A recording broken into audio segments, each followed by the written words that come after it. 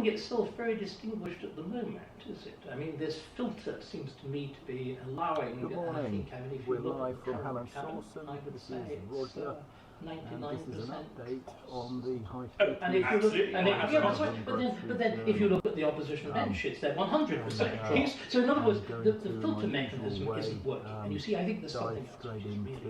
But it's the intake into the pump that's wrong. Well, of course it is, but that's not readily solvable. The key point is, if you have a prime minister who was subject to general election, we would never have a live to hear stream some time ago. you look at his ratings.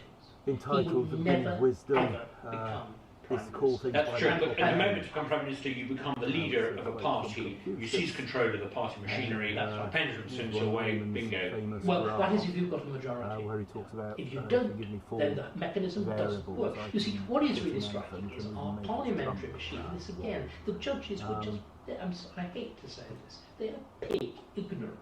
Our parliamentary system underwent a series of violent adaptations in the 19th century to accommodate to democracy. Up to the middle of the 19th century, Parliament was really immensely effective. It was just what you described. It was a selection machine by which you filtered a highly talented, educated, driven, ambitious aristocracy, modelling themselves on Roman ambition for world conquest, and of course doing the most shameful financial deals and everything else as they were doing it. And then first hesitantly with the 1832 Reform Act, and then much more rapidly after the 1867 Act, which in which a Conservative Prime Minister, just please, gives the vote to the working man. Between that and the 1884 Act, which gives the vote to virtually every man, you get a different kind of parliament emerging, in which MPs are subject to the whip. MPs are subject to party discipline. You create manifestos. Political parties become fixed, and at the same time, you get the development of Erskine May. And the whole point of Erskine May is to bind Parliament to an agenda set by the government. You're actually right. After 1884 you start to get this whip system. No, it's before. Well, it's in 1884 where you get the creation of the first part, the one MP system. The year they give the working man the vote in 1884 is the year they adopt an electoral system where you get rid of multi-member seats. Oh yeah, I know that, but so the development of the machinery of Parliament is earlier. Erskine May embraced it in the 1870s and the 1880s. I think Iolanthe, the wonderful Gilbert and Sullivan satire, is 1882, and you remember Private Willis's song, and every boy and every girl that's brought to the world of life is either a little liberal or else a little conservative, and you know, MPs vote just as their whips tell them to, but the thought of a lot of dull MPs in close proximity or thinking for themselves is what no man can bear with equanimity. In other words, it's parodying a system which is already there, and what we forget is the system of whipping, the fact bluntly that most backbenchers have got no point.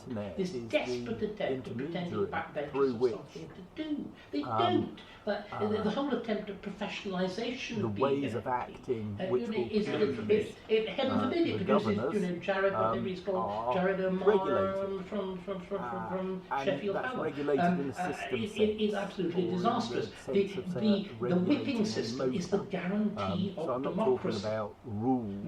The Parliament's control of the parliamentary agenda by the government is the guarantee of parliamentary democracy. And what we've seen deliberately by Burko and deliberately as a consequence of May's loss of the majority is the destruction of all of this. Now, I think Burko's behaviour that's when we get to neutrality, and we have to I don't think many of these institutions are going to be able to. That's what I said.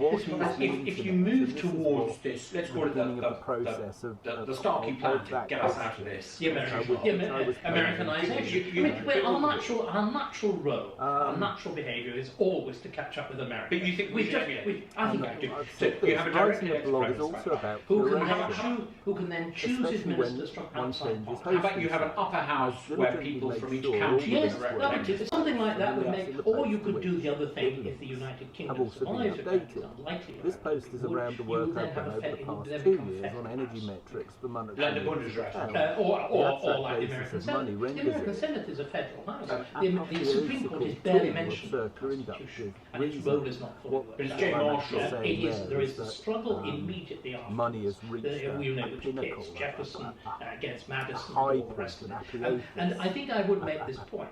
If you have this myth of the right, again, let's go back a stage first. Why do you have this absurd it's justified by circular reasoning. It arises all and no about one's examining France. France is the invariable source of bad, simple ideas. what syllogisms man may called be Montesquieu informing de that. l'esprit des lois. A syllogism is it follows from and you can tell Montesquieu is inane. He that argues being fundamentally laws are the result of climate. That's a syllogism. But the other thing that he does, he spends 2 years in it, and he comes up with the basis of the time that he spent. There are links in key this to the blog. success of English government. I mean, I can say now I was just on this blog alone, so I'm going to move through it, and I will put the links as we go through this into, as is my customary practice these days when I make these longer videos. Well, it now transpires. What I will do is doing serious historical research. It turn this transpires video into an essay. Montesquieu Now, virtually no spoken English. so on Because of course the AI, English elite I thought in it was the interesting middle to years of see the 17th how 18th century is the completely Google duplex artificial intelligence, which secondly, he never observes effectively the goings on in can form Parliament. humans into thinking they're Thirdly, talking with a human when you and look at the actually notes he talking to took, what we they're used to call a astonishingly chatbot. stupid. They're And filled then with gossip, these wonderful ticky-tackle, videos here, misspelled names. He's sitting in a coffee house somewhere making it how up. deep learning works with Much neural more networks. He lifts the whole concept from an opposition and then, Tory pamphlet by that James absolutely Corbett, deplorable which figure, is this, Bolingbroke. Bolingbroke, Bolingbroke is very easy to describe him. He's a kind of uber Boris Johnson. He is a libertine, and he is extravagant, he is lying, everything. And he pretends a parody of the English Constitution. So Montesquieu is based on a parody of England. Because, of course, we were saying just now, there never has been a historic separation between Parliament and the government, ever since the Tudor period, going back to the Tudors. Pepper, could you please introduce yourself? Friend, and if you were watching my video about a dog that was running around on the ice before he becomes a peer and all the rest of them, they sit in Parliament and they shape Parliament. And the breakdown is this exceptional breakdown of the 17th century, which has been taken to be typical. But remember what happens the moment you restore good, effective government in England in 1618 to 1889. The government takes over Parliament again, but it's a different relationship. But I would say there's one profound difference pre-1980. If you are a Minister of the Crown, yes, you might sit in Parliament, yes, you might control Parliament, yes, you might be steering Parliament rather than Parliament steering you. But in order to hold that office in the first place, you had to do something that since 1980, you had to have a confirmation of effective decisions. You had to resign. You had to resign. Churchill was a victim of this. You had to resign. And this is why I resigned when I changed parties. I thought there was always the notion that serving the crown somehow corrupted in quantum but it became essentially ritual. Changing parties in what I can only and I think the disgrace of so many describe as a kind is not only if they changed King parties, Canute but complex. they behaved and spoken so shittingly about it. In I think the sainted Sarah Wollaston. Do you remember how she describes our lords and masters, as it were? Like and then there's a very good talk by the late great James Murley, which is talking that's about how she described the mathematics That's and how modelling she and all described the the rest of it party are members. just numbers, That's how and she they're described her expressing place, like a dirty red. You would have thought a view of the world. mentality of that. Now, You would have thought she would watched welcome the the film chance yesterday to called wash Pi them off that with was a fresh recommended air. by Reverend Precisely, she Cooner, didn't dare his confront friend, her constituents. But you know, the conversation. Anyway, that's a separate issue.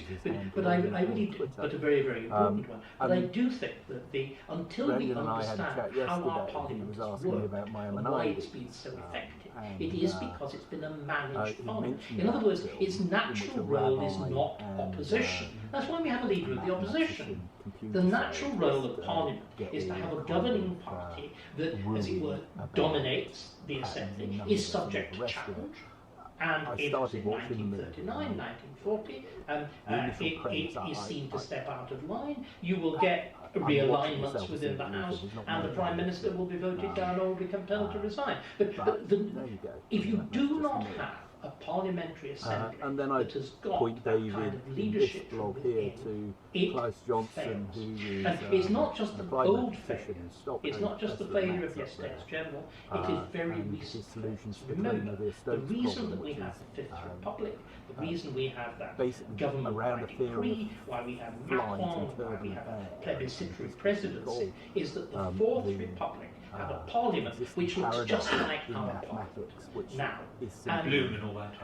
And it became corrupt, it could never establish a serious government, it collapsed before Germany, it could not actually put itself new together paradigms. afterwards. And We're kind of in the flux I'm really going to say of this the new again, paradigm, it new was understanding or abolished. whatever. And France is not a lots of parliamentary what system. Parliament is merely decorative. found useful The in purpose of past the is Prime no longer Minister being in found France is useful. to act as a tissue, And to be we've got a thrown bunch away of people when trying to anything goes explain wrong to with the us with the and to cover the presidential embarrassment policy. of those That's that the risk. were telling So you've us got is something elected was, king, the yes, president. Yeah. true. He appoints powerful civil servants and the current technocrats, level of and anyone else you understanding elect is things basically. shaped It's just a joke. patently It's just a joke. false. I mean, this is, and again, this is how the EU works. Of course, the problem is that the EU is modelled catastrophically because we weren't there from the beginning. It is modelled on Napoleonic France. People pathetically talk about the EU Commission as a civil service. My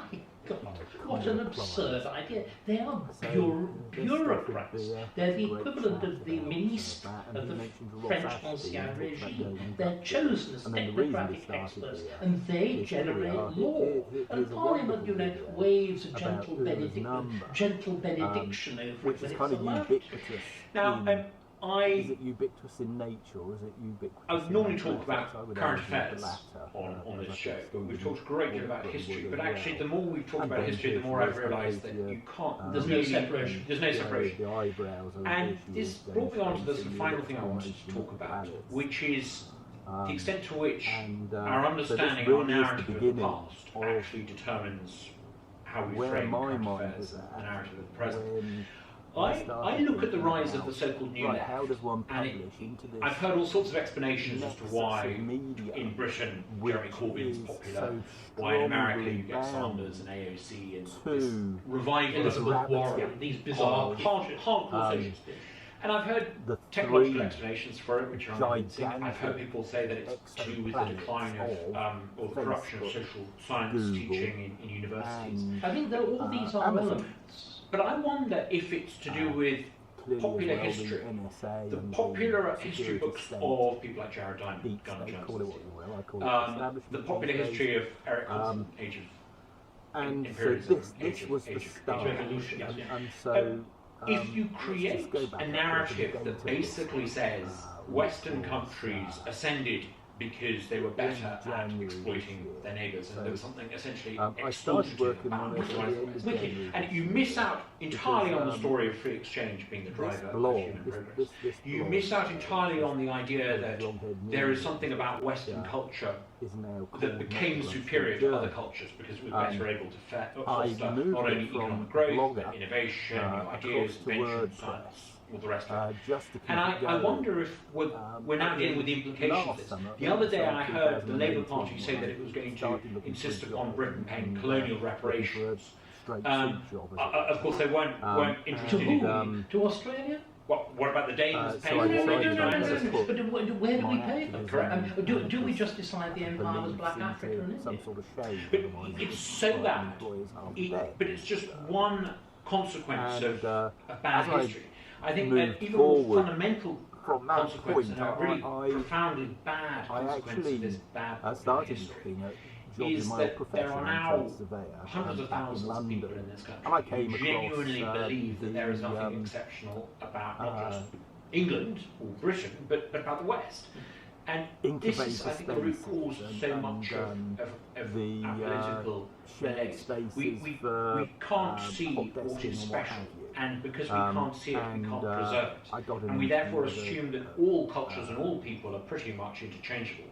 And we get No, we don't. Oh, no. We assume that being white is bad. We assume that being white is at the bottom of the pile, and black, brown, that yellow, didn't actually come to anything in the end. Is by definition superior. You've got hierarchy of victim. Is this the idea of the you replace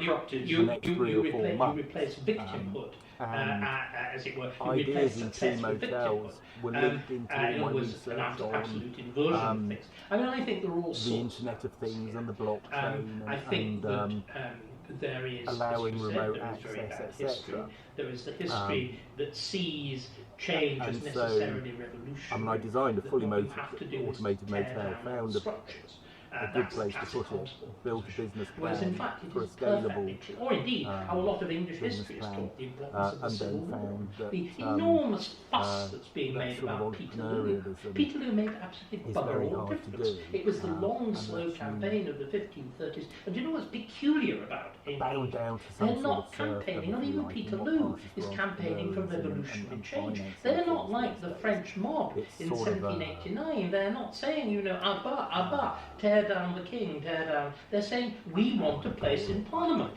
They are saying not that we want to tear the structure down, we want to join in. Approach This, of to course, is a business, catastrophic which is thing modelled on for the first pop time. idol. Parliament, first time got since talent, 1928. you know, Parliament is panels of refusing judgments, to so-called listen to the experts, people. It's giving directed judgment in upon utter catastrophe. and So there is effectively a extracting all the false value tradition of from revolution. people who have Whereas in created England, you ideas. know, change is accretive. the chances get their way. The reason why we are successful is not that we've not had a revolution. It's not that we've had a revolution. It's precisely that we've avoided revolution. It's that change is accretive. But we can then go on. There are all sorts of false doctrines. And so many very important things are founded on false doctrine. Let's look at another absolutely key area of false doctrine. I then the internet. Had a The internet is founded on this wonderful Tim Berners-Lee notion that human beings are naturally good and you just give us absolute freedom and some wonderful, gorgeous, brilliant also, in fact, you know, a lot of shit-headed trolls screw their Rhino, the Brexit sellout, all of that stuff you know what sort of coming into play. This is going back to I started talking to John Ward at the Slog blog about the internet tactical voting. was recreated the 17th and 18th century concept of the state of nature. Then I made the wiki ballot. There are two different views. Started to look at all the blockchain voting There is stuff. the view of Hobbes, which is if you put a lot of people together and you have no structure of law and no structure of power, you have the wonderful war of all against all. And that wonderful phrase, what is the state of nature? It is life there is nasty, brutish, short. And one of my left-wing colleagues at Cambridge was known as nasty, brutish, short. He had Chick Buttys. The dark web is a pretty nasty place. Absolutely. Which it is. But So the other view, there are of course, several of the state of strands nature going is on with that my man is relationship, naturally one perfect. to the And the only thing that stops us being finance perfect capital is human society venture capital. And the French idea. another mad French idea, and the wickedness of culture, and the wickedness of technology law, and the startup is wickedness of one thing. civilization. The web has actual proved on the ground. that Hobbes was right, and that Rousseau what might was chaff wrong. in at And Chaffers you and see, Break again, is it's the 3D point I was jobs. going back to right at the beginning when I 3D job economy. when I The started real games. world Ideas really do rule. And bad ideas, I'm afraid, are on the whole more effective than good ones. A place where you go and you read books and there are other people there. You don't think bad ideas? No, I don't believe that at all. I think this notion that truth will act is utterly silly. The evidence of human beings is they have a marked preference for bad ideas. I said, just 1 minute, and there's a particular reason why we're prone to bad ideas at the moment, which I think underlies everything we've been talking about, the death of religion. And you will remember G.K. Chesterton's wonderful phrase, when you stop believing in God, you don't just stop believing in God, you believe in anything. You don't believe in nothing. Stop. Look at Dawkins. You don't just stop believing in God. You don't believe in nothing, you believe in anything. The reason at the moment why we have Extinction Rebellion, why you have people going down on their knees in front of this idiotic, psychotic girl with pigtails. It's like a medieval child saint. I mean, the prostration the prostration of people as intelligent as Michael Gove before that genuine makes you want to puke. The whole doctrine of climate change, and I'm afraid David Attenborough, is fundamentally that human beings are wicked, that out there is a perfect, beautiful, it's a cult, there's a perfect, beautiful world, that again, needs to be restored to equilibrium. That's right. Jeremy Corbyn is Jesus Christ, JC, Jeremy. And we can be redeemed if we can be redeemed. And also, of course, what again, the guilt of being, me, even more than you, because I'm even older, I'm even more privileged, I'm probably richer, pale male stare. You have a guilt. This is original sin. The concept of original sin is now visited on the West, and it has got to be redeemed by what? By stripping off our garments, by putting ashes on our head, by prostrating them. How funny! It's not funny. It is terrifying. It is, but we always, I should say, what's peculiar, not funny. Funny peculiar, not funny hard. Yeah. We always assumed that modernity meant that we would put aside old superstition. What you're saying is that actually it is found new ways of expressing infinitely more. And Christianity is rational compared to this stuff. And remember, the Christianity that was popular in England, apart from conformity, was one that emphasised reason. Maybe the beauty of Christianity is that what I'm doing if you seek funneling into some sort of redemption, you seek it for something bigger than just yourself. I can't help it. Also, mostly England wasn't ever terribly serious, I think, Christianity. But I would say the key to the Church of England is that it, for most of its existence, it effectively worshipped the king. It was English Shinto. It was the nation worshipping the coronation ceremony, looking at the coronation ceremony, and it wasn't until my view is absolutely right. It wasn't until you had the disaster of Michael Ramsey that it rediscovered Christianity and led directly to Welbeck and his that absurd sight of his prostrating himself at Amritsar. I mean, you think of the fuss again that's made of the Amritsar massacre. I kind of converged on a point. But compared with the massacres clearly, of the if you're going to do any sort of commerce, even in the real world, you're going to communicate hundreds of thousands. And then recently, what some warlord did in Baghdad. I mean, Timberlake. But also, they're not just killed. In the same way that people used to use small ads in newspapers. I think the death of religion is the real key to all of this. That is where this. Except that it's not the death of religion. It's the kind of displacement. I mean, you look at the prominence of pure irrationality, the rise of horoscopes, because again, I think it's the popular education is exponentials. To such an extent. Exponential. The world of science, the world of the web, and so on, appears as mysterious, as the fact that the Earth moved around the sun. Grains.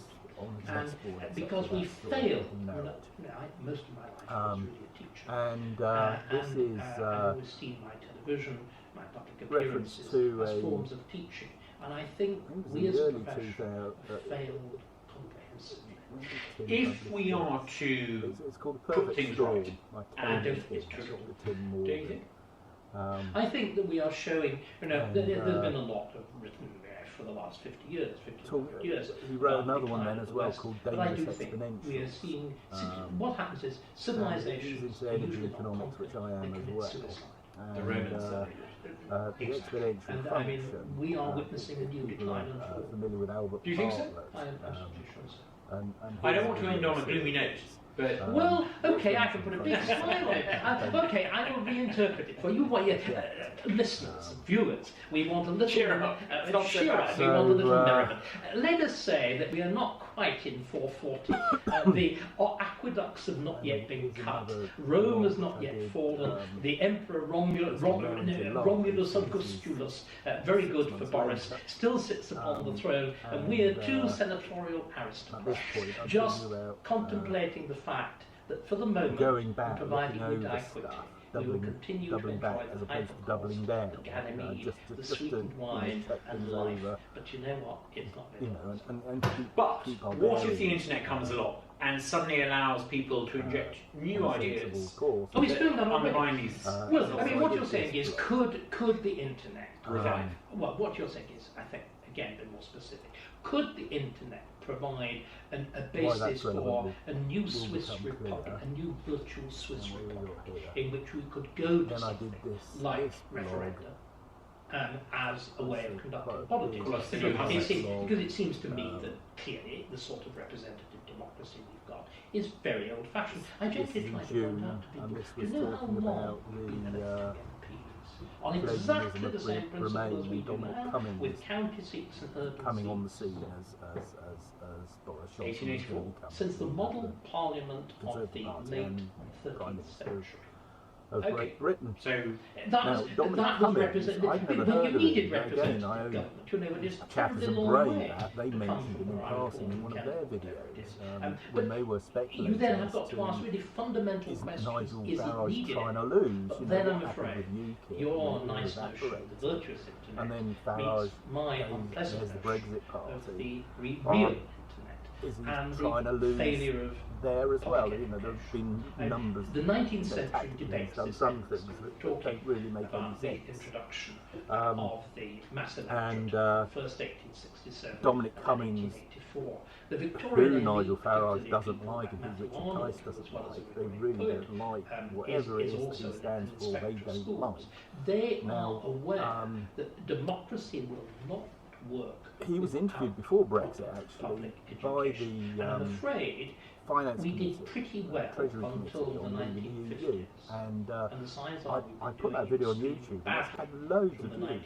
Onwards, there were some, refreshing patches of recovery and whatever in big cities. But again, but the Chaffers and Bray, who were and again, it's active in the Vote Leave maybe going too far. Campaign, and therefore aware of Dominic Cummings. I think that it's also the fact that we have had a politics of sustained dishonesty. I think that we see it now. We have politicians which are quite well presented in the BBC documentary about Brexit, who where make Dominic actually Cumberbatch plays no Dominic serious Cummings. effort to communicate. And it's quite an interesting dynamic, but it's also the same dynamic that's deliberately by manipulation. How the internet the works, rise who's of in figures charge like of the Alistair internet, Campbell is monstrous. who benefits from it. They are government. It's government by lies. Zuckerberg leaks. I don't know whether you're familiar with that marvellous definition Emmanuel of Macron propaganda from F.F. Cornford, the great classicist and satirist of Cambridge, in which he talks about propaganda as that branch of the art of lying, that branch of the art of lying which consists in almost deceiving your friends so without Silicon quite Valley, deceiving your you've got enemies. Wall Street, in a world of gambling, and you've got the City of London, and politicians this who dynamic have nothing of interest to in the say establishment of failed public very education. powerful I hope forces. that this show All of stands them out have as a a beacon of different light. take on And how I things hope should be done, from that's this, where they should be going. It may And spark, then, of course, you have spark the something Brits, slightly and so bigger. you Well, have I feel this, passionately. I'm rather unusual. this travel tug around the of country a lot. war, I addressed hundreds actually of people. for I physical make it that I access have to sometimes the necessaries of life and talk the to them as a necessaries of church trade. for about an hour, and then I throw it open, and anybody can say anything. Transport, And I've no idea what the materials, questions are. etc. I've never had anything thrown at me yet. So there's this the struggle occasion expletive, the physical which access I'm to those perfectly things, happy to but deal also with. to But the until we minds of recover people as to that sense of debate and interchange, and also we've There's a huge appetite for that. There is, you see, what I feel, and again, there's also there's a desire for honesty. There's a desire for. But the broadcasters, like the BBC and Sky News, I call them broadcasters for a reason. They introduce totally bogus narrative. They never also bogus formats. I mean, the fact to talk about the judgment of the Supreme Court, Newsnight, they asked me would I go onto a panel. In other words, you've got 6 people all shouting at each other, and nobody says anything. You've actually got news formats, as you said, with constant interruption, in which nobody is actually allowed to say anything without some presumptuous git like John Humphreys, who frankly knows nothing, thinking that he can tell them what to say. And of course, what politicians have done in response to the equally foolish Jeremy, what politicians have done in response to that is develop the art of stonewalling. Whereas the really great interviewers, the Brian Walden, ask a question and then sit back and listen to the answer, and then trip them up flat, or Andrew Neil, if they try to. I'm certainly not up there with either of those two, but I hope I've given you lots of time. I just overrid you when I felt it right. Thank you so much for coming on, and it's been really wonderful. Thank you. The first 5,000 years, and that is that the basic driver of Nigel Farage, it's a pleasure to have you back here with Real Vision. Exciting times. What you've accomplished this year, and we sat down in the spring, blow by blow, you've called this thing pretty accurately. I was at an event where you did a speech in the U.S. I noticed you've been working with some of the financial institutions. You're a great speaker. You know, as a public speaker, I remember this year and even back the last year, you were talking about Theresa May not making it through the May plan. Well, I think I helped to get rid of her. Oh, it wasn't a loaded gun, I hope. But God bless her. I mean, she had incredible spirit, and you know, she was inspiring to most of us around the world just watching what she went through. But at the end of the day... Well, you say that. Yeah. Look, that's where we got to. what is Brexit? So that's kind of the general What is concept. Brexit? What is Brexit? What do people want from Brexit? Now, you know, I'm the browsers godfather of are this, in black, so I so think I've got a reasonable idea. browsers And are the in point about black. Brexit And I did this is to break free. on September the 22nd. It's about political independence. It's about being a self-governing because nation, over the summer I where spent your laws are made by your own time representatives in liaising, Parliament, playing with and where the Alexandria, highest court in the land at open times internet, is called into protocol, a judge. and the And flow what we've seen now, you know, 3.25 years since the Brexit and vote, about the same is time, an I attempt then by the political encountered class to the redefine Xanadu- Brexit, Xanadu, as somehow Ted Brexit Nelson. is staying And part his of the ideas customs of what the union internet made or staying was going part to of be the all the way single back to the market, beginning. and it is Tim not. Berners-Lee And here's Mrs May's problem. and I think she went Devon into and this Amy, although I as a think Remainer, they but as a Democrat. have I been see. in contact Saying, with right, I'm Tim going to do the best job I Berners-Lee can. and She gave a big looked speech at the Lancaster project House, and is where she quite said all the right keen things. on it. And Then, that for the audience, that was about Lancaster House was in early but 70s. Early at the time that I 70s. was She gave doing a all of big this, speech, and I thought, gosh, I came across here's a Tiddlywinky British Prime Minister and, saying things, using words and phrases for work which I've been of, condemned consistently for the last Joe 20 years. Armstrong And this from is now her mainstream. language, And then within a which is few basically months, the I think the civil service telecoms had got hold of protocol it. that makes And suddenly, mobile rather than internet Brexit being a clean break, um, it became a close and and special partnership. he And really, one of the last ever talks he since gave that before he time, wrote sort of said Brexit's he's been interested in confused, blockchains, but and not there the was an silly ones that attempt use a lot of energy. to Um, redefine and I've those been that aware want a of clean break as somehow being the extremists. GNU, Public for opinion a long does not time. suggest that. So I think Mrs May started off with good intentions.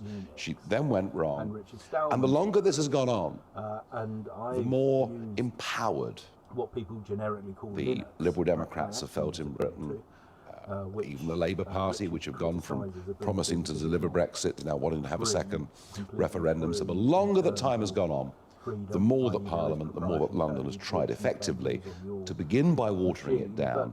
And now it's an outright, blatant attempt by Parliament to stop it from happening. That's where we are. to undo the will of the people. Yeah, and they say things like when I was introducing the idea of Grub Street Journal to David, knuckle-dragging skinheads, you know, and they somehow know better. It's the and sense of moral superiority the evolution of the internet that many of the Remainers have. They say that we know more now than we did then, and I think they really do think that somehow we've changed our minds. Actually, the real hard evidence is about this. Remain right now is about 35%.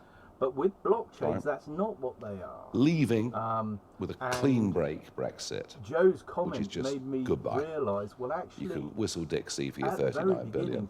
We've just had enough of all of this, let alone be insulted by the Luxembourg Prime Minister. I'll come back to that. And something called Beaker Browser. It's about 35%. And there are 17%, 15, no, between 15 and 20%, who think, yeah, we must leave, but keeping a reasonable form of economic relationship might be the easiest way. Token type so if you look at it, leave significantly that's something has a lead over Remain, far bigger than it did 3.5 years ago. And if you then give people a binary choice, but currencies are one thing, up against the wall, rain checks, you know, October 31st in a couple of weeks' time, is it leave with no deal, as they phrase it, or is it extend and have a second referendum? Then Leave's got a big majority. So we're in this very, very strange world where, in many ways, public opinion towards Brexit has hardened. More people than ever want to... Which explains the rise of your Brexit party. And that's why a brand new party, the Brexit Party, could just, you know, appear. You know, I sort of pulled the lid off, like a jack-in-the-box, just appeared and reached the top of the party. I mean, it was topping the polls in this country within 2 weeks. And this is normally a country. And the seats in European Parliament relative to how many seats in the European Well, Parliament? we won 29 of the seats in the European Parliament, and you know we got more than 50% more votes than our nearest rivals. I mean, it was a dramatic victory, but it kind of showed the disconnect between Parliament and people. Boris took over. I mean, many would argue that. Many would argue this. That without the Brexit Party being formed, Theresa May could have limped on allowing a bit longer. Of information and ideas without the Brexit Party, Boris probably wouldn't have become leader. Sovereign. Because what the Brexit Party did was to reset the agenda. Are they? To reset the agenda, to say, look, we've had all this rubbish. And this is what the vote was about. This is what we want. Boris finds himself in a very, very tight spot. You know, he's got this Parliament that is majority Remain. He's also, I think, made a catastrophic mistake, and that is to call what we call a Queen's speech. You would call it a State of the Union speech in America. You know, once a year, setting out the legislative programme for the coming year. We normally have Queen's speeches every single year.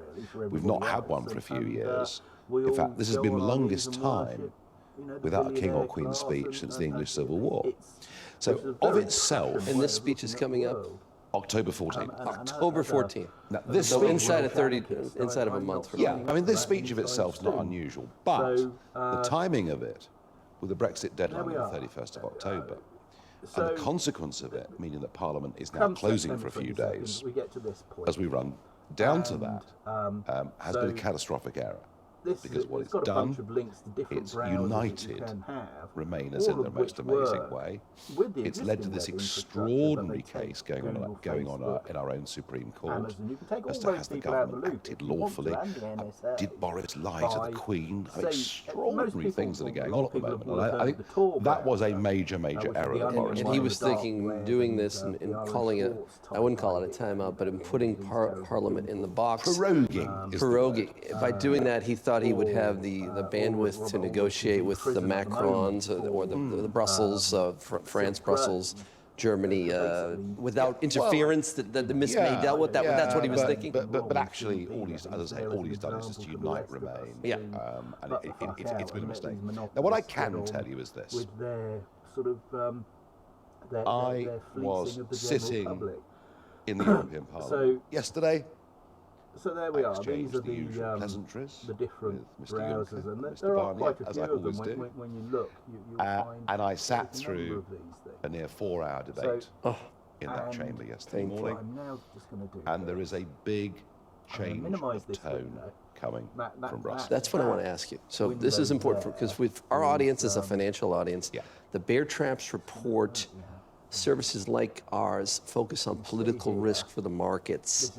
And in talking to our clients around the world, there's a couple of, not assumptions, but things that people have been working and pricing in their mind. Number one, you've had almost 4 years now since the original Brexit vote, almost it'll be next year, and that a lot's been priced in terms of banks leaving and all a lot of the dark scenario has not turned up, and the financial GDP in some respects is even stronger in the UK PMIs than they are in Germany.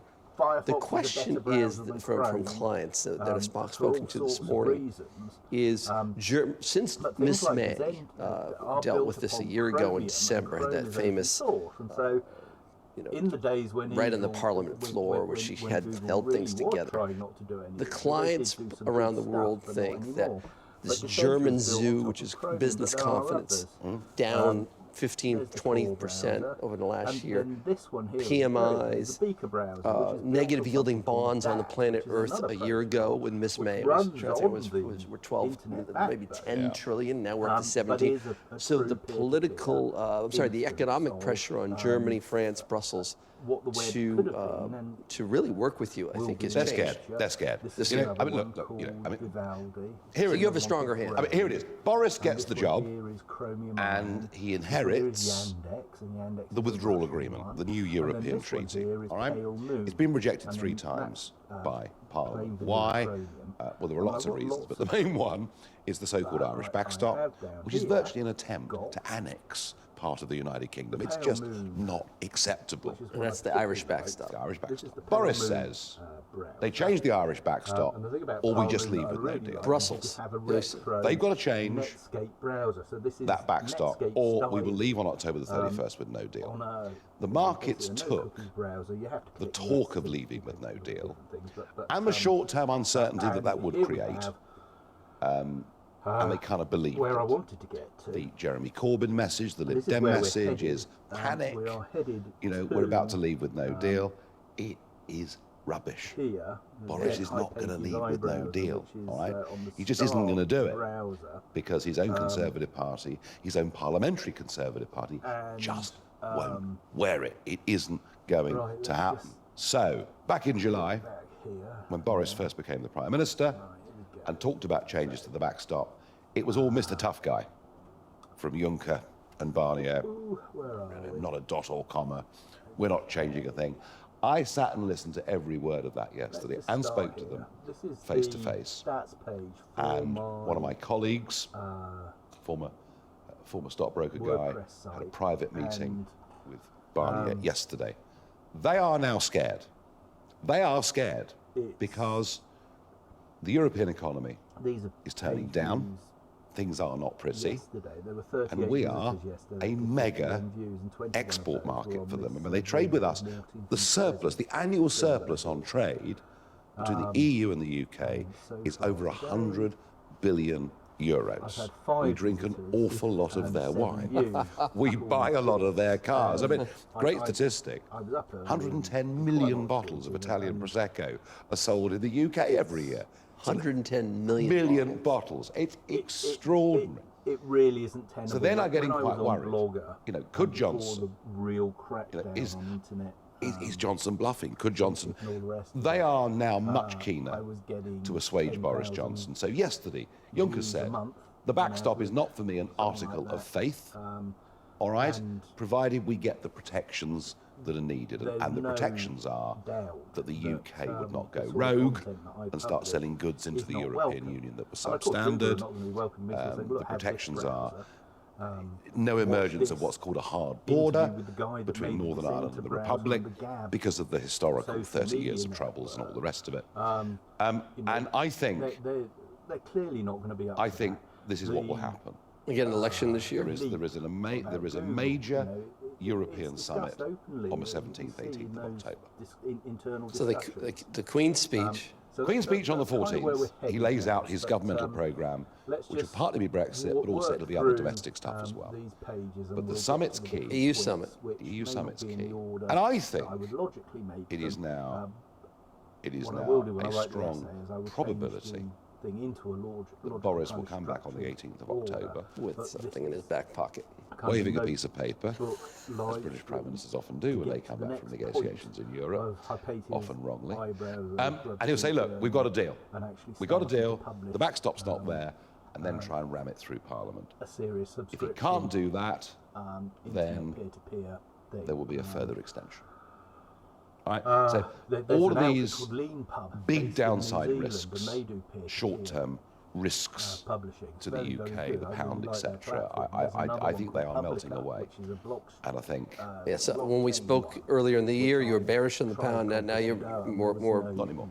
No, not anymore. I think to me, we're somewhere near the bottom of a long historical downturn. Walk us through the Corbyn risk. So, that's scenario one. Scenario one is, and that will happen. Now, he could come back with nothing. I don't think we're quite there yet. I really don't. It's either, with Boris, it's either he gets an amended withdrawal agreement passed in Parliament, and we leave on the 31st of October, but we leave it on what would be called, well, I mean, listen, politically I'd say what's the point, because we'd still be so tied to all of it, but it would be a soft, from the market's short-term perspective, it'd be a soft Brexit, or we have an extension of a further, who's to say, 3 months, 6 months, 9 months, I don't know. I don't think, I just do not think the no deal clean break is going to happen on the 31st of October. Right? They I take don't it for believe granted. it will. Well, the web, that the other scenario is that Labour, who actually have been through this extraordinary transformation from being a party that said they were for Brexit at the general election, are now almost wholly Remain, which is why I've got the and second referendum. But they played a very clever game because Boris tried to call a general election. They stopped him having a general election because they know that if we haven't left on the 31st of October, and I noticed, I looked Boris's ratings will be down because he's promised everybody that. Yes. So here's the big thing. The big thing is out to some other links that people post. And doing the same on the Boris's Queen's speech get voted down? Will Labour lead the charge? Is that a no confidence? Now, well, it would then turn into I think, a no confidence situation. Links So are very important for it could be, for search it could be to get on the front that page of we Google, but that has become the game. get the general election sometime late November, early December. That's Patrick's possible. point about how It's also social possible media is that they'll try and bring Boris down anyway. And under we've got this new piece of legislation. It's called the Fixed Term Parliaments Act, and no one quite knows what it is. Fixed Term Parliaments Act. Yeah, passed in 2010 by Cameron. Dreadful piece of law, like most things he did. We're going to get to that. It is possible that they vote against the Queen's speech, and at the end of 2 weeks, rather than there being a general election, if Corbyn can get a majority, he could become a caretaker Prime Minister. So now the markets, and that's a 31-day caretaker situation. It would be, well, who's to say how long it would be, but it would clearly be quite short term. So there is a possibility of a Corbyn caretaker government. Earlier this year, that risk is there, and this is talking about, but it wouldn't be a huge risk because he couldn't do any of the things that he would like. I mean, we know what he wants to do, which is tax the rich out of existence. All right, completely change corporate law in Britain. The sort of Marxist model, of workers' councils on the board, and any empty property in London he wants to fill it. Oh yeah, and private companies having to give 10% of their equity away. I mean, it's all bank nationalisation and nationalisation. I mean, it's real Marxist stuff. Is the obvious point now? Again, even if he forms a caretaker government, it would be very, very short term. What Joe Armstrong said. So. I don't think that in terms of the way the markets are viewing all of this, there may be significant political turmoil. It might be difficult to predict exactly where this is going to go. But all of the scenarios at some point lead to a general election. And a general election in which Corbyn cannot get a majority. He's in real trouble. So if Boris teams up with your party... Well, here's the deal. Now, President Trump sees this more clearly than most, because he's a numbers man. But if there was an electoral alliance between Boris and myself, he would win a big majority. He'd win a big majority. the threat of Marxist Corbyn would be gone, and he'd be able to get Brexit done. That then led on to but, this discussion. You know, I've put a very big offer on the table. But what I won't accept politically is anything based around this withdrawal agreement, because frankly, even without the backstop, it leaves us basically trapped inside the European Union's customs union. And look, here's the point, and this point does not get made enough. And I'm not going to put one on right now. Receive wisdom I'm live streaming from the research departments of JP Morgan, Goldman Sachs, and Deutsche Bank has been that Brexit will be terrible for the British economy. The truth of it is actually cutting free of the customs union, becoming competitive, would be phenomenal for the so much capital's already left. Well, but you know, the opportunity here is amazing. I mean, the other big observation yesterday was, despite all the conciliatory talk that we got from Barnier and Juncker, Barnier did say at the end that in the longer term, we will, post-Brexit, seek a trade relationship based with the United Kingdom, and it will be around the customs union.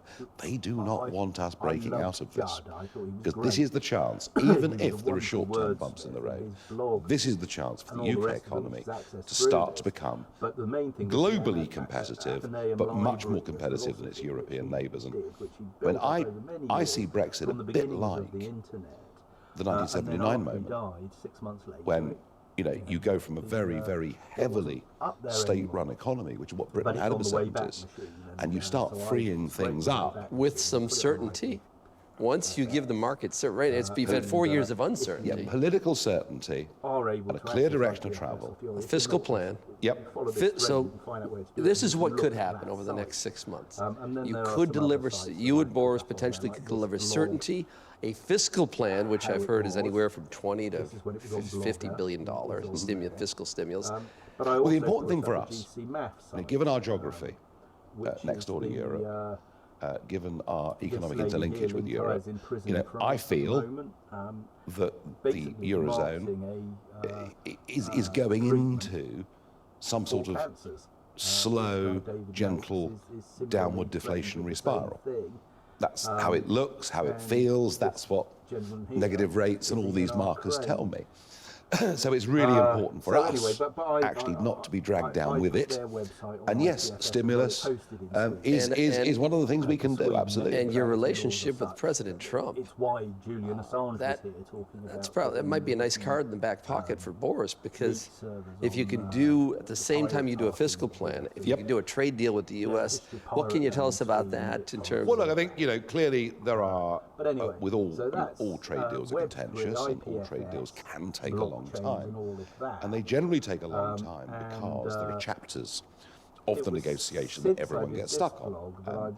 Agriculture nearly always being, despite being a small part of the economy, agriculture nearly always being the blocker. Gets the headlines. Yeah, and there are some big cultural differences. There are some big GM differences. There are some big meat rearing differences between us and the US. But the cleverest plan, I think, he's gone now, but it was John Bolton. John Bolton proposed a Swiss solution. So the Swiss negotiate trade deals with the EU, for example, on a sectoral basis.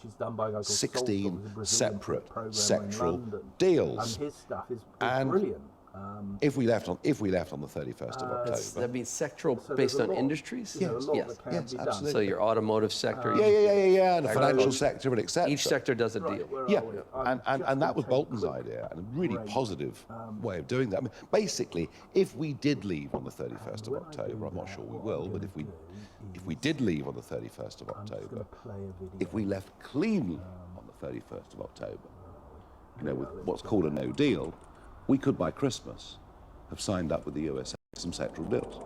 The obvious, isn't it? We're selling Jaguar motor cars, we're buying Levi's jeans, or Harley Davidsons, And that accelerates the economic activity. Absolutely. And certainty. Absolutely. But here's the thing, and I do want an American audience politically to understand this. If the withdrawal agreement goes through, we will be stuck in a transition, which means effectively nothing will change, and that transition period is due to last 15 months, but is extendable for a further 2 years. What do you need these guys And we would not, during that transition period, be able to sign any trade deals with anybody. Purgatory. All right? And this is why, you know, to me, the clean break is the only way forward. Because it leaves us free to get on and start to do things. And all right, you know, there might be some short-term, I mean, all change. Moving house brings difficulty. Changing relationships brings even bigger difficulty. I mean, all change in life brings difficulty. But my fear is that Boris, my political fear is that Boris gets this withdrawal agreement through Parliament with this amendment to the backstop, and then we're still stuck in limbo for years. And what you're saying essentially is that over the last 3 years, the risk-reward of leaving has improved. In other words, your upside of leaving versus, say, an immediate hard Brexit, your risk has been somewhat reduced, and your upside has improved because of these potential either fiscal stimulus and a trade deal. And counter to that, by staying, you're down, the risk reward's gone worse. Like, in other words, I think it has, and I do, and I think one of the problems here now, I mean, one thing that is certain, I mean, employment's at record levels, you know, we're doing relatively well compared to our European neighbours economically, but investment is slowing to a standstill. And I think investment wants a political decision to get finally made and for us to move on. And my fear with the withdrawal agreement is it would leave us stuck in that limbo for many more years to come. And that's why I am trying to say to Boris, look, you're going in the wrong direction. Go for the clean break, work with me, we'll achieve it. And you know what?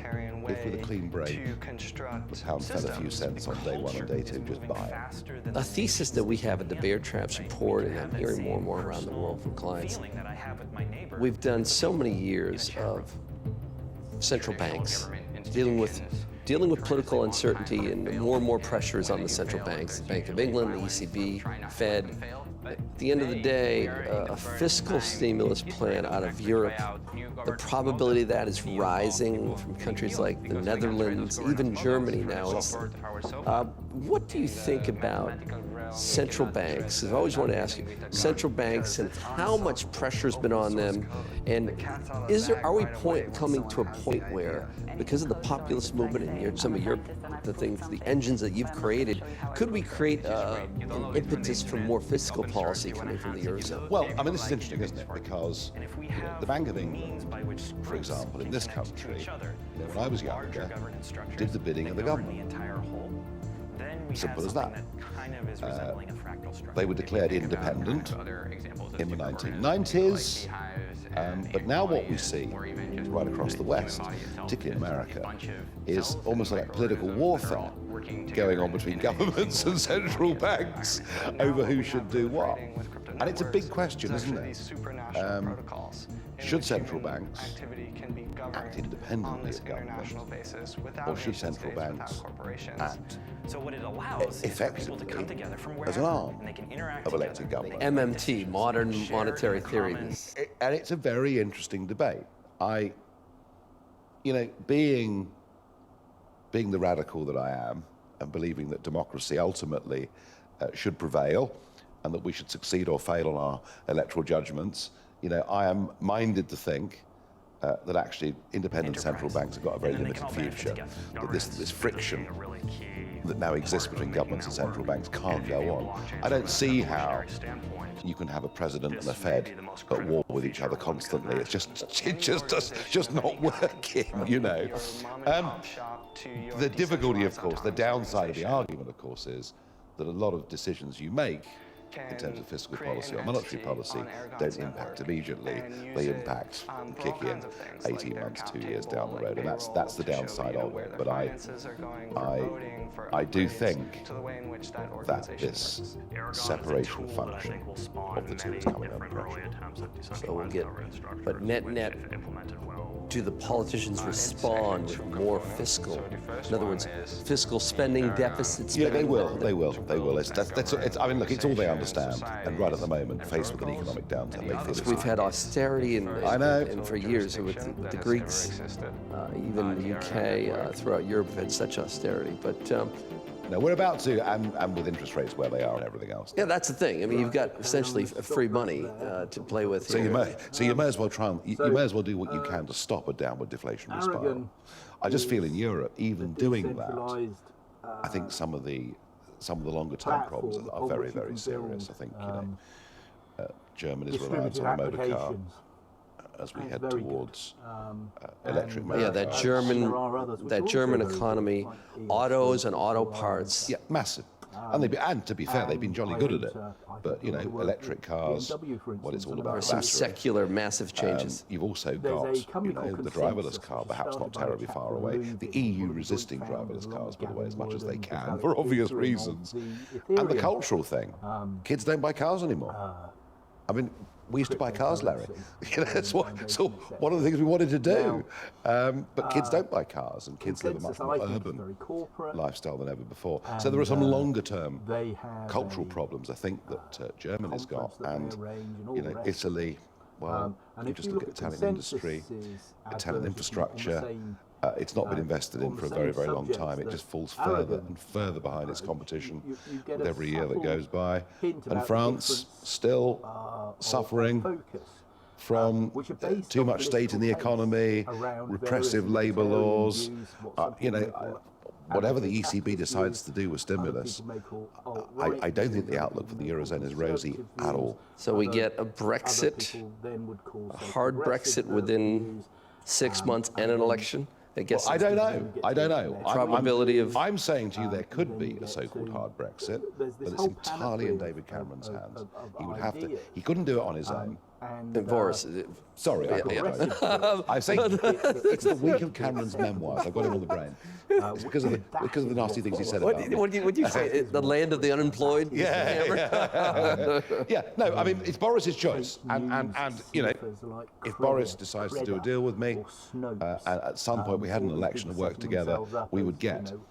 Some call it hard Brexit. I call it clean Brexit. But I think longer term, it would give us certitude, and I believe huge opportunity.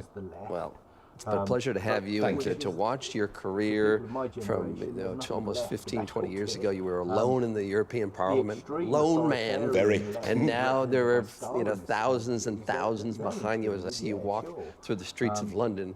It feels like every year you just have a little bit more energy and more people that have taken. Yeah, I mean, I've led to, you know, what I've done has led to an outbreak of this disease right across Europe. It's called democracy. Pleasure. Thank you. Good to see you, my friend. Best described by the beef between Hi, Max Kaiser. This is the Kaiser Report. Got Maximalist hat on. Not Maximalist from Max Kaiser. That's been obvious for years. Yeah. Hey, there might be some sounds hearing on the sidewalk. That's just the clickety-clack of laundry baskets here at Crypto Springs in Palm Springs, California, the hottest crypto conference in the world. It is indeed the hottest conference in Bitcoin. I want you to look at the marquee, by the way. I helped design this one. We are all Satoshi except for ...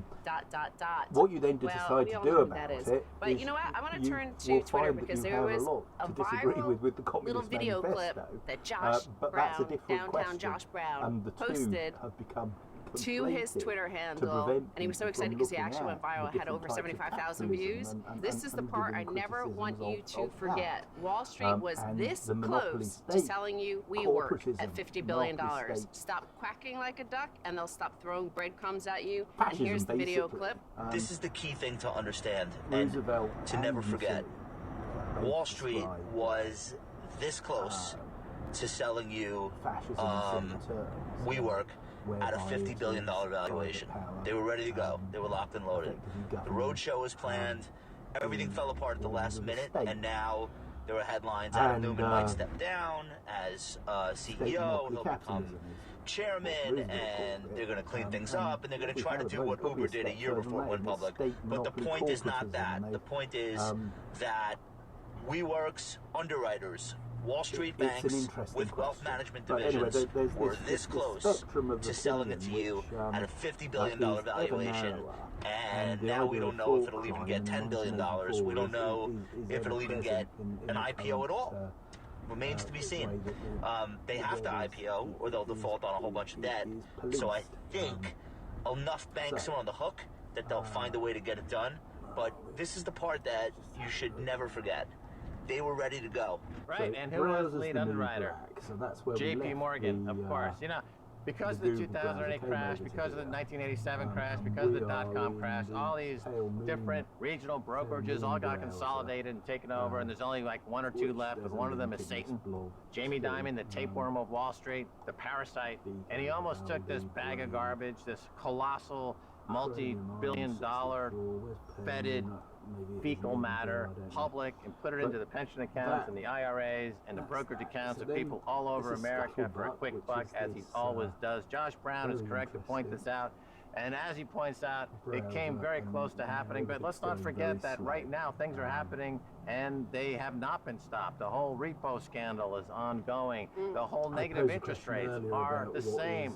We work in the bond market. These things are happening, and we're experiencing a breakdown in markets all over the world. So what? We dodged one bullet called the WeWork IPO, but we're getting gunned down in a hail of financial bullets from financial bad guys shooting at us with impunity. That's very well put. Thank you. Shooting at us with impunity. I'm rehearsing for the new major motion picture I'll be starring in by the photographer of this show. I forget his name, but he's a nice guy. He does magic tricks like I do. Information from yes, Patrick is coming out with a great film. So, Max, you know what? The repo market is, yes, it's continuing. It's getting worse. The situation is getting worse. That's where we're going to have to fly back to the East Coast to deal with that. Because I want to turn next to another article. This is in Business Insider. We doesn't work.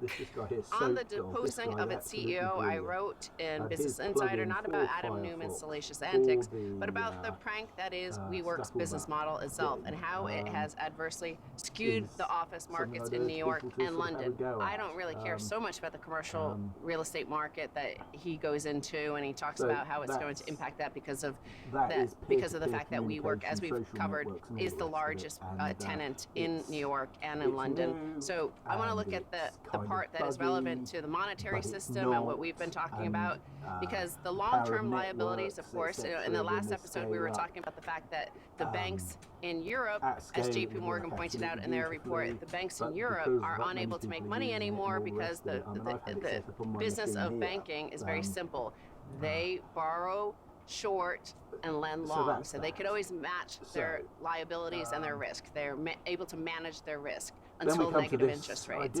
Here we have a system whereby this company has $34 billion in long-term liabilities, i.e. rents they owe for the next 15 years, and short-term income streams. These are temporary, like offices, and they're relying on this. This is like a no-go. This is what you're taught in business school not to do. This is like a disaster zone. But because time no longer has value, because of negative interest rates, because of this machine gun sort of situation you're talking about, of fraud everywhere, this is the new business model. And also, on top of this, he's in a sector with actual real sharks, like kingpins of the commercial real estate sector. So the very landlords who actually own the space from which WeWork is flying its wares can set up and are setting up their own lemonade stands, as he calls them, in the form of short-term flexible occupancy, co-working space with copious support services and tie-ins. So WeWork is renting from huge commercial landlords in New York, and they're renting a floor or 2 or 3 floors in the building.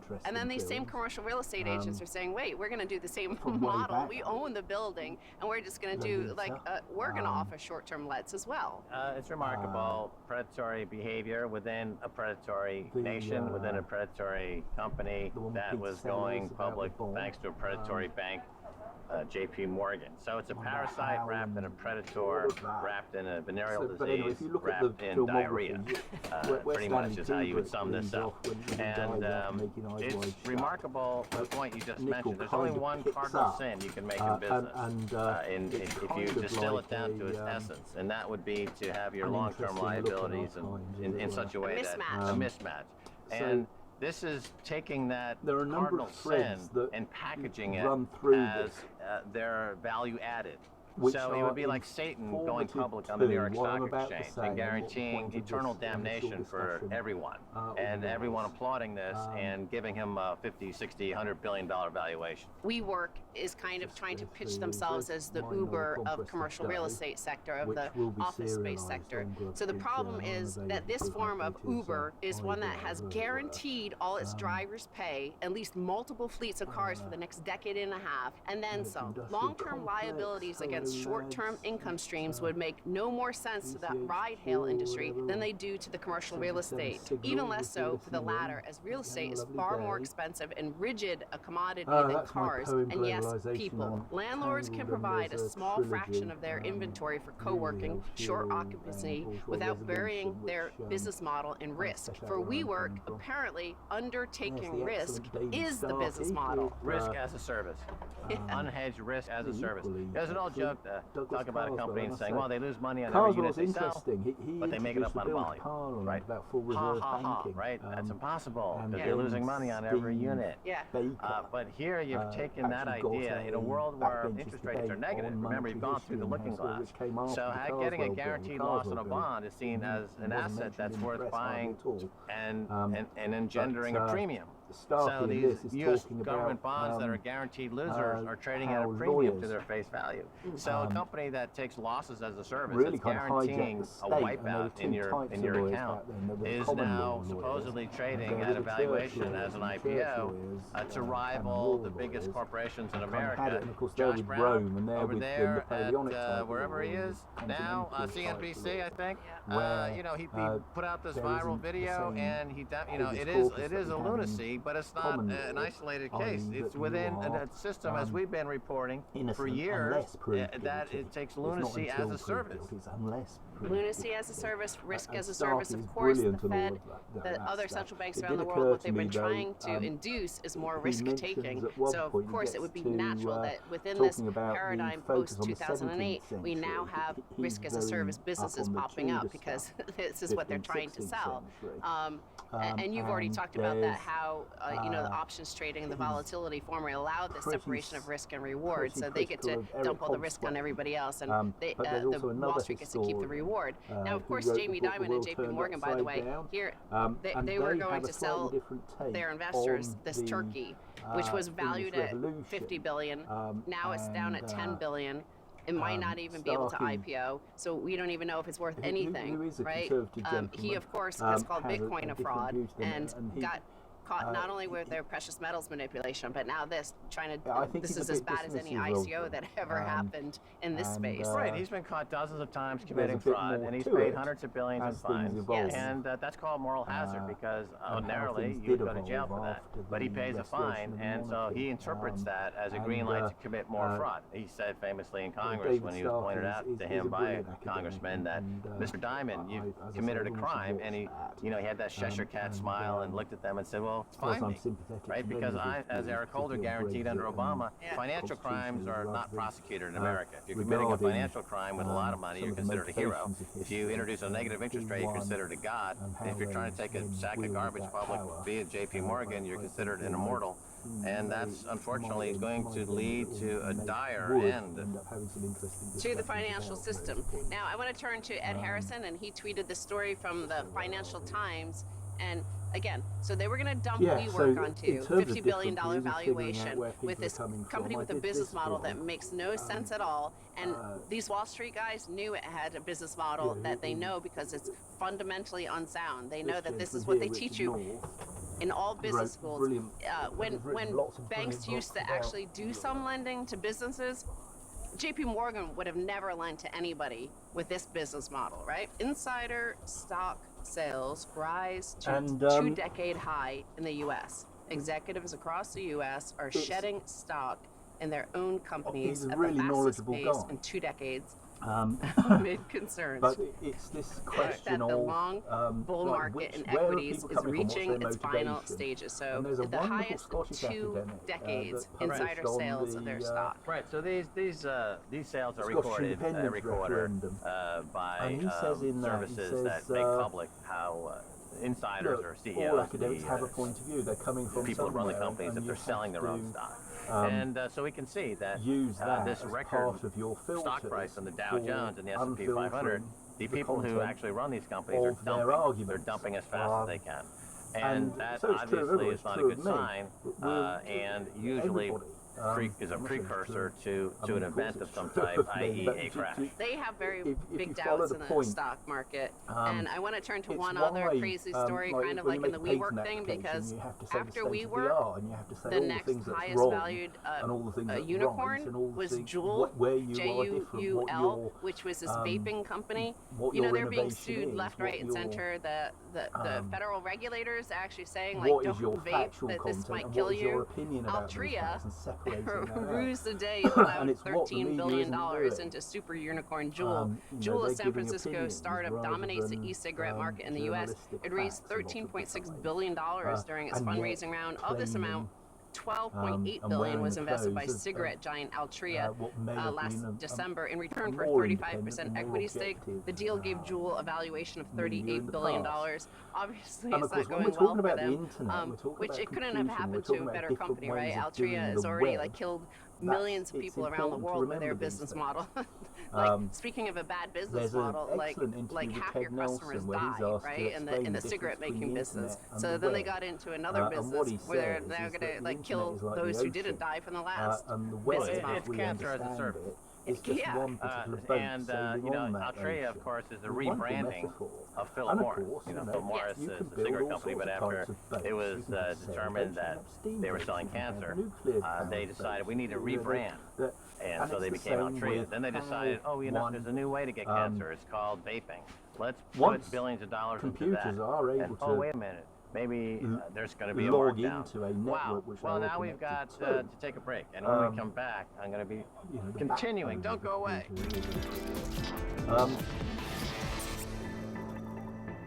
Welcome back to the Kaiser Report. I'm Max Kaiser. Time now to turn to Corey Clipston. He is the founder of Give Bitcoin. Corey, nice to see you. Good to see you, Max. Caught up with you here at Crypto Springs in Palm Springs, California. You told me about Give Bitcoin. I had been hearing about it. And the second I heard about it, I'm like, that's a good idea. This is what's needed. And so now finally get to meet you, talk about it. What is Give Bitcoin? Yeah, so we basically set out to figure out the best way to onboard new people into Bitcoin, what we like to call new coiners, and to do it sort of with the highest chance of success. And so that you, as the person who's trying to bring them into Bitcoin, can do that safely and with the knowledge that they're going to have their hand held by someone that cares about their education and in Bitcoin and has a good chance of turning them into a real Bitcoiner. Right. So there's this time lock feature, which kind of prevents people from making a lot of the mistakes that are made. There are people in Bitcoin who got in 2010, 2011, 2012. They own thousands and thousands of Bitcoin, and they lost a lot of them. I myself have lost thousands of Bitcoin over the year. With your service, this is addressed, right? Yeah, that's right. We like to say give plus time lock plus educate equals Bitcoiner. And so the way it actually works is if there's someone that you want to sort of indoctrinate into Bitcoin, you can give them a little bit of Bitcoin, and then you decide how long it's time locked for, minimum 1 year, maximum 5 years. And then in that first year, we give, a world-class education that we're shaping with people like Safety and Amoose and Stefan Livera and Matt Odell from Tales from the Crypt, and hopefully you'll sit for an interview with us and be part of one of the chapters. And so basically each month over those 12 months, and obviously people that get excited can read ahead and start buying Bitcoin on their own. But we know for sure that Bitcoin is sitting there in their account, it's theirs, and they're going to have a really good shot at understanding what Bitcoin is about and not make mistakes with it. Right, so this comes from personal experience, from what I gather. So what's the story? Yeah, I mean, it's a combination of a couple things. I was given some Bitcoin by a friend in January of 2014, and I was super busy working on a non-Bitcoin startup at the time, and it just didn't take. And I lost it. And then later, when I got super enthusiastic about Bitcoin starting in early 2017 and spent the next 2.5 years getting into it, I was also trying to drag my parents into into it, and I spent about 18 months trying to get my dad to buy Bitcoin. He finally bought some in March of this year, and I was thinking about it, and I thought, man, it would have been nice if I could have just given him some, but I didn't want him to trade it for altcoins, and I didn't want him to lose it. So how can I solve that? Context. Yeah, I mean, I offered to give Alex Jones 10,000 Bitcoin when it was under $5 as a way to give to his audience as an education. Yeah. And then he turned it down because he felt it was some kind of nefarious plot of the government. So that was sad for his listeners. But this would have made that process actually work if it were in place. And the advisors that you mentioned sound great. I mean, this is a really good list of folks. Safdina Moose, of course, wrote the Bitcoin Standard. And so what do they have in common, this group of advisors? Well, and we should also mention our host here at Crypto Springs, Meltem Demirors, was one of the first ones to come on board and start helping out, making connections and shaping the product. Yeah, I think it's important to make this feel like, we think of it like a scaled evangelism platform, and I think what that means is you need to make sure that it's sort of like of the community, by the community. That seems to be the theme of today's show. Right. Yeah, exactly. So you take that that evangelism, and people are very good at articulating, you got to get into Bitcoin, like Andreas Antonopoulos, for example, and he's got thousands of people into Bitcoin, but it's actually kind of a rocky road to get into it because it's still a nascent technology, etc. So the business itself, tell me a little bit about that, because it is a business. It's a for-profit business. Absolutely, yeah. Right. So how does that work for you guys, and how do you scale it? What are you looking to do? Yeah, I mean, really, we're just taking transaction fees on the way in, and so we, as I'm sure is right in line with the way you think about things, we don't let people give their own Bitcoins. We want everybody to hold their Bitcoins, hodl them, so you can only liquidate dirty fiat for a beautiful orange coin and put that in your friend's account. Another really important aspect of the business, and we suspect this will be a big use case, is you can actually sign up to get Bitcoin. So if you want to sort of, go fund yourself for your birthday or a wedding or Christmas or whatever, you can sign up and then tell your friends that you want to get Bitcoin for presents. That's a cool marketing line. Go fund yourself. Yeah. Also for, I would imagine, baby showers. You've got a baby coming along, and 18 years, you got that big expense. Everyone's freaking out about it. You can set this up, and hopefully some of that funding will be offset by Bitcoin, right? Yeah. Absolutely. Yeah, we're really excited to have the Bitcoin Rabbi involved, because we think we'll do a lot with bar and bat mitzvahs. We love that 5-year window between turning 13 and then being an adult at 18 and having a bunch of Bitcoin waiting for you. I say this often, that you don't change Bitcoin, Bitcoin changes you. Absolutely. And so what does that mean to you? Well, a rallying cry for us, and a phrase we use a lot, is basically the gift of Bitcoin, giving the gift of Bitcoin, not just Bitcoins. And we're actually in early process of writing a book called The Gift of Bitcoin, which is going to be a collection of stories from people around the world about how Bitcoin actually changed them for the better, or made them think about things in more of a low time preference way and improve their lives. I've been thinking about different things, like the way that the foundation in Bangladesh, I forget the name exactly, but they made micropayments available for women, and it really transformed that. Probably Grameen Bank. Grameen Bank, thank you. And this idea of the this was using finance and capitalism in a new, innovative way, and to make these micro loans. And there's also a site called Kiva, I think the name is, where people are giving small amounts to small producers in different regions of the world. And so, money and capitalism is being transformed before our eyes. In the case of Grameen, interestingly enough, they kind of ran up against the establishment. The big banks came in and they started to raise the rates, and it became more predatory. And so with Bitcoin, curious what your thoughts are on this, because it seems that we're at a stage now where it's doing battle with the big guys. You got now futures contracts, you've got derivatives. There's some concern that the price will be manipulated, as we've seen in the precious metals. After years of reporting that JP Morgan manipulates the price of gold and silver, and having them deny it, having regulators deny it, even though the irrefutable proof was right in front of their noses. It finally came out that it's fact. They have been manipulating the markets, and we know why they manipulate those markets. So in the case of Bitcoin, where are we on that curve? Are we just entering now the bigger battlefield? Are we prepared for that the way that battlefield? Hackernoon does publishing What do you is think very about that? interesting. Well, you know, I'm a finance MBA from University of Chicago who's been in startups, and when I decided last August to spend my career going forward on Bitcoin, the first thing that I thought about was how do you get institutions involved, and I spent last fall trying to work on getting a closed-end fund listed before the ETFs could get in, and I basically was just completely uninspired by that, and I think the reason why is because I just didn't think that would move the dial nearly as much as getting millions of individual humans involved. Just getting 1% of some portfolio that somebody manages for somebody else, they're not invested, they have no soul in the game there, right? So our friend over at Morgan Creek Capital and Pomp, who we know very well, they have that message, get off 1%. And to just get the institutions just begin that path, and that's what they've taken as their way to move the ball forward.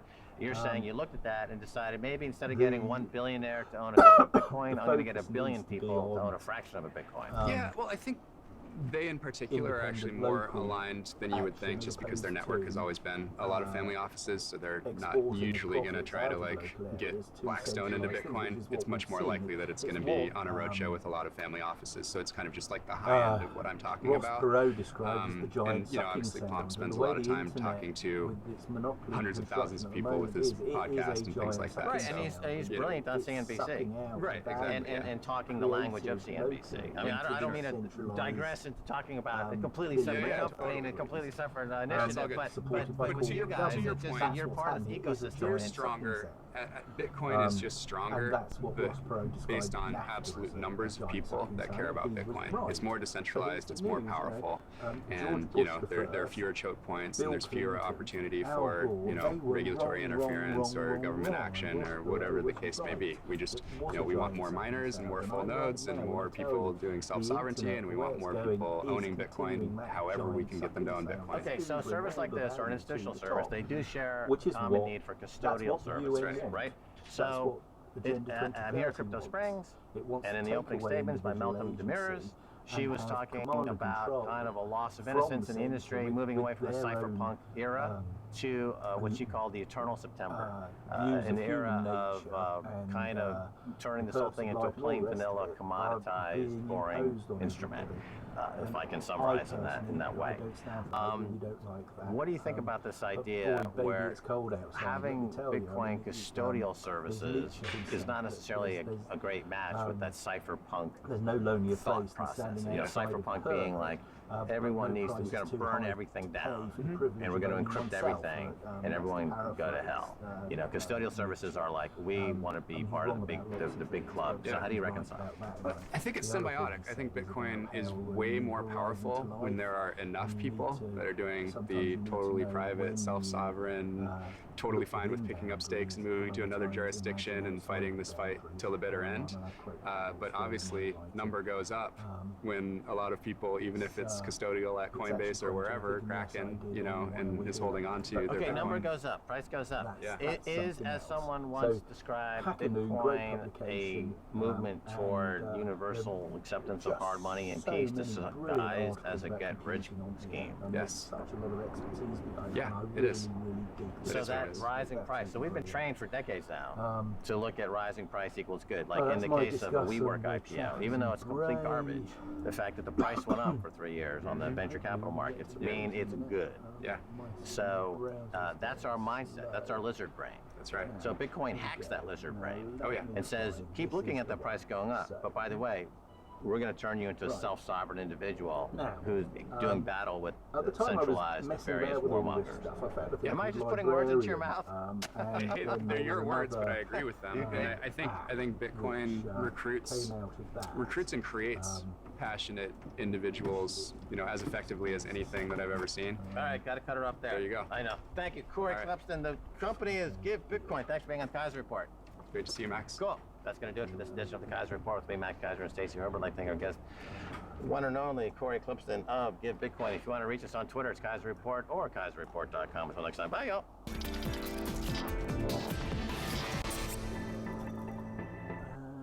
we are. Right. So, Hypatias iBrowser. What is it? Start page is and they do a browser, and you can build your own homepage.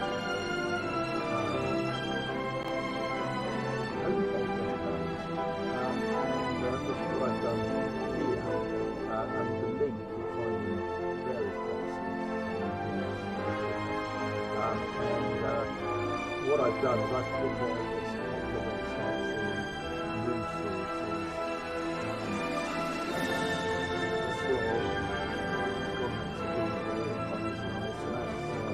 John and over here, My Compass the Day site. This is a paper in Grub Street Journal which comes out every day, and it's sort of an automated newspaper based on our news feeds.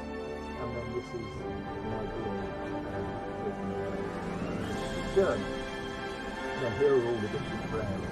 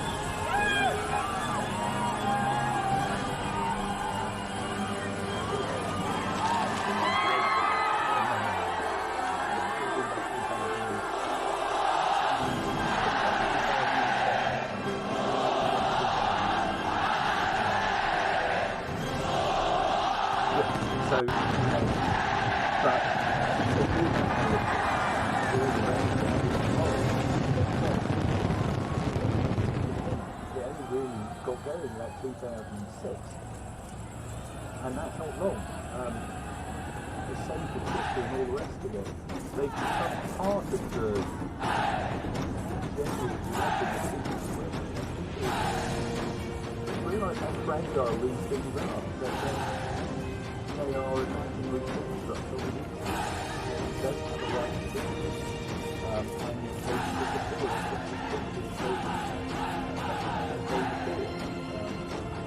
And if they do,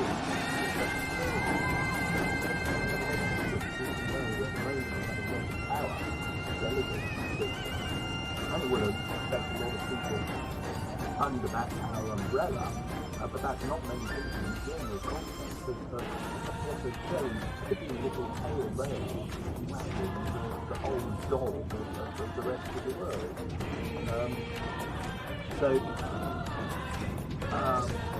And then let's just say you enjoy reading. So I did a couple of other books today. And so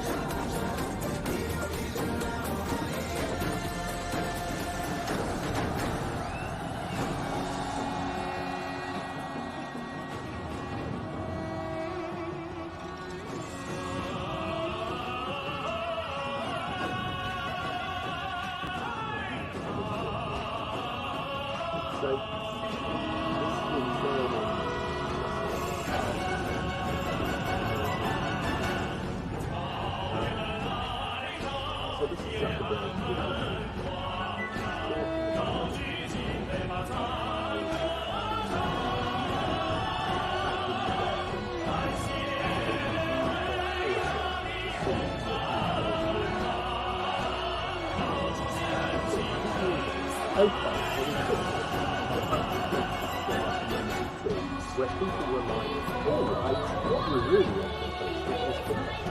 We want to know more what's going on with our friends and family. People could see we want to do some more and more good public speaking. So we were going through this where the share of public speaking was visible and news was growing really quickly. But the same thing with friend content was if you want one thing that you could have gone for something that you wouldn't have your friends see at the time. So we decided to rebalance it and make it more focused on connecting with friends and family. So we made a series of shows including one that took about 50 million hours of power and there. So that had a number of other reasons. A lot of water when we reported earnings, we lost 100 billion of market cap in a day. And it was the biggest thing we got in business on the day company. Put it in perspective, going back to Great Depression 30s and Black Tuesday and market crash, the value that we lost on that one day was 2/3 of the total value that we lost in the Great Depression on that day, adjusted for today's dollar, so on a dollar basis. So this was a really big thing. So again, would I have been able to do that if I hadn't controlled the company? I don't know, maybe I would. The point is that what he's talking about happening is that people are sharing information and then people don't even think about information. And what they're saying is that takes people away from this strategy. What it's doing is it's stopping them from playing the game. And then you're distracted. Also, they're being distracted by the positive content. They don't want people to follow those results. So that's why they did it. And if you can't come about it, lose some value or rest of it. Intuitively, you know that you're adding, what you're adding value is that you're adding content, worthwhile information, which becomes a kind of a reputation thing. This is actually saying, no, you don't want it. You don't want it, which is free.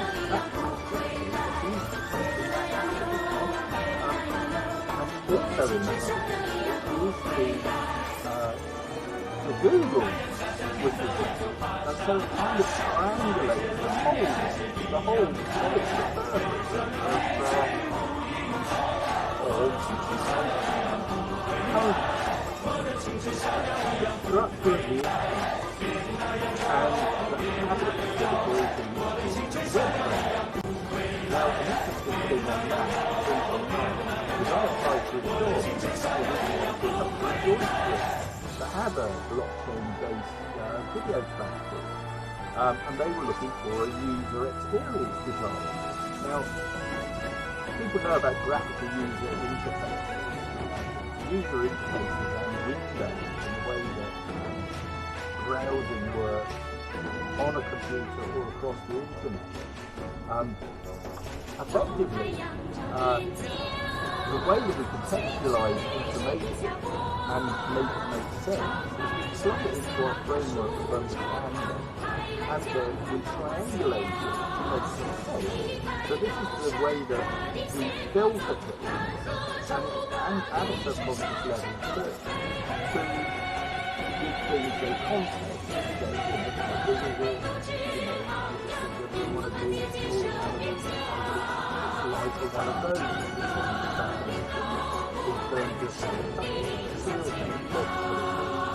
of we make those meanings kind of on the fly, and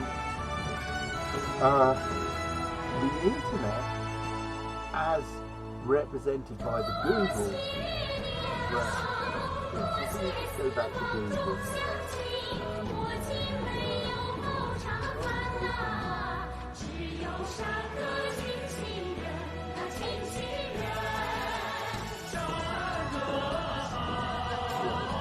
DuckDuckGo, which is a browser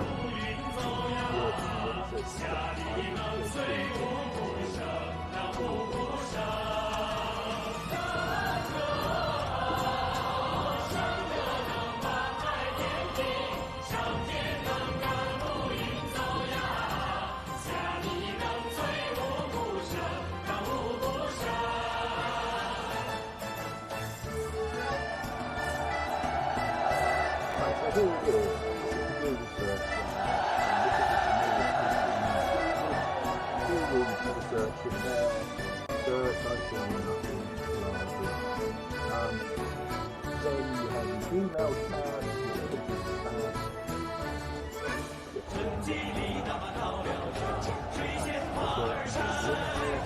That tab there is this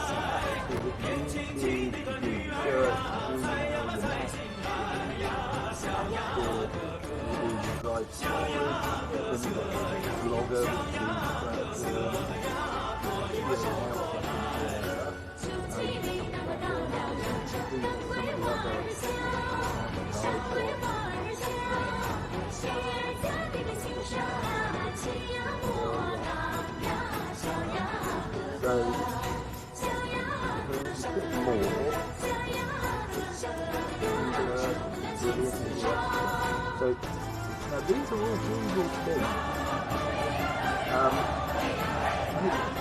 Come on. In terms of design and all the rest, obviously they've done a lot. I mean, I really like the animated Google cameras.